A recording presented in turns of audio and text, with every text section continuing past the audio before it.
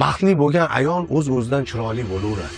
To'g'ri, erga tegguncha qiz bola tabiiy o'zi o'sha ota-onasidan o'tgan genetik chiroyi bo'ladi. 3 ta farzand dunyoga keltirgandan keyin har qanaqa go'zallik ham sekin-sekin so'ngishni boshlaydi. Lekin o'sha go'zallikni so'ngmasligi uchun er tarafdan qo'llab-quvvatlab, parvarishlab turilsa, stressli kam bo'lsa, mehr berilsa, o'zini u ayol eri bilan baxtli his qilishni boshlasa, unda qarichilik jarayoni sekinlashadi.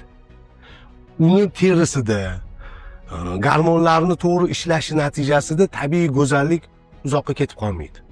Ayolini qo'llab-quvvatlab, uni baxtli bo'lishiga sababchi bo'lsa, uni qo'llab-quvvatlab tursa, unga moddiy imkoniyatlar yaratib bersa, uni motivatsiya qilib tursa erkak kishi, baxtli bo'lgan ayol o'z-o'zidan chiroyli bo'laveradi. Bir xil ayollar bor, erga teggandan keyin er agar yomon abyuzer bo'lsa, nuqul tahdidlar ostida bo'lsa, azob beraversa, stress bo'laversa, gormonalniy fon o'zgaradi ichida. Faraz qiling, siz har kun uyga boryapsiz ishdan keyin, lekin uyda sizni bir ajdarho kutib turibdi. Rost ekan, siz qo'rqib boryapsiz. U ajdarho har doim sizni o'zini olov bilan purkiydi, qattingizni kuydirib og'riq beradi. Mana mashina, avtomobil sotib oldingiz.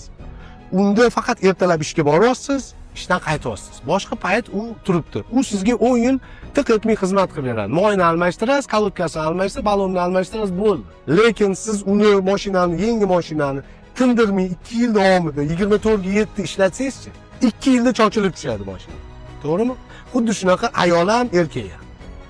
Qancha uyda mehr ko'rsa, qancha yaxshi munosabatda bo'lsa va ishxonasiga xursand bo'lib ketsa, ishxonasidan ham mamnun bo'lsa, ana o'shanda ayol ham, erkak ham qarish jarayoni, xunuvlashish jarayoni to'xtaydi.